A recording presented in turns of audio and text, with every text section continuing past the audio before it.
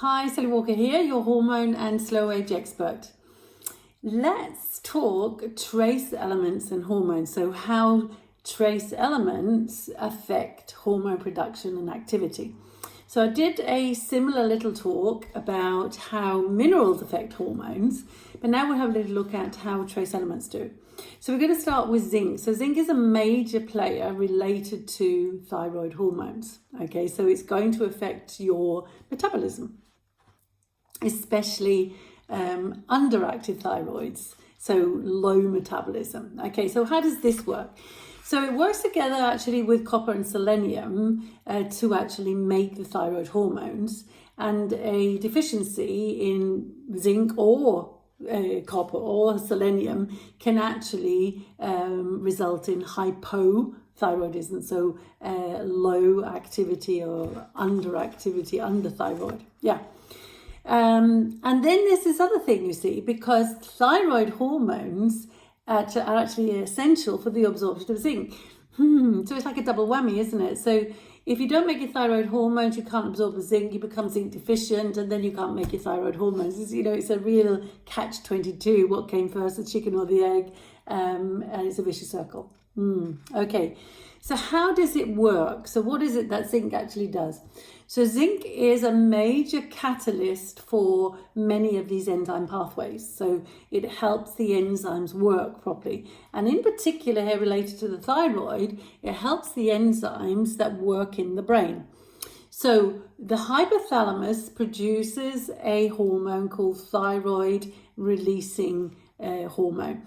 So it is a hormone which is released or produced in the hypothalamus and is sent to the pituitary, and it's asking that to make thyroid stimulating hormone, which is then sent to the thyroid gland, and then the thyroid gland will produce T4, the thyroid hormone T4. Okay. If you don't have enough zinc, you're not even going to be producing thyroid releasing hormone. So you're not even going to be able to make the messages that are going to tell the thyroid to actually make T4. Not very good, is it? Yes. And then you see, also what is very important is zinc is important for the conversion of the thyroid hormone T4 to the thyroid hormone T3, where T3 is the most active and the most powerful. So if you don't have enough zinc, you're not going to produce that either. So the whole of the thyroid mechanism, or the thyroid hormone producing mechanism, is very, very dependent on zinc. And then we've got another little thing going on here. So zinc is very, very important for a well-functioning immune system. And with decreased levels of zinc, we have an increased risk of creating those autoimmune problems. And some of them are related, obviously, to the thyroid gland. So we're seeing that there are larger amounts of anti-thyroid antibodies as such, the TPOs and the TGs, especially when zinc is deficient. And when zinc is increased, then the antibodies actually do decrease. So zinc and thyroid go hand in hand. So if you are suffering with low thyroid, if you are suffering with Hashimoto's, which is the autoimmune low thyroid, then you possibly want to get your zinc checked. So have a little look at the zinc.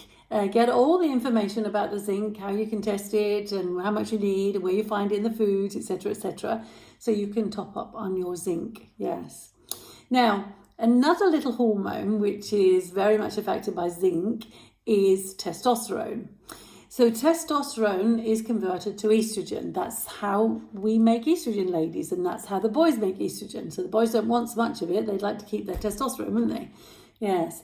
So zinc actually works as an aromatase inhibitor. So aromatase is the enzyme that converts testosterone to estrogen, and zinc works as a inhibitor. It will stop that from working.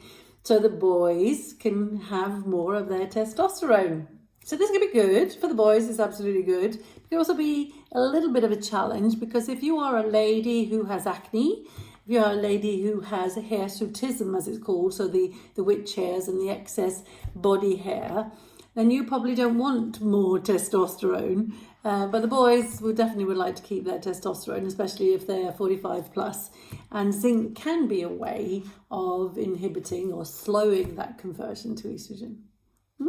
Wasn't that interesting? Yeah. So down below is the article, and I will be looking at selenium, how that affects the thyroid hormones. I'll also be looking at iron, and I'll also be looking at iodine, because they all have an effect on different hormone production. So have a little look further down and have a little read. And then if you suspect that you might be deficient in some of these, then you can look at the particular articles which relate to that particular trace element. Happy hormones, happy life.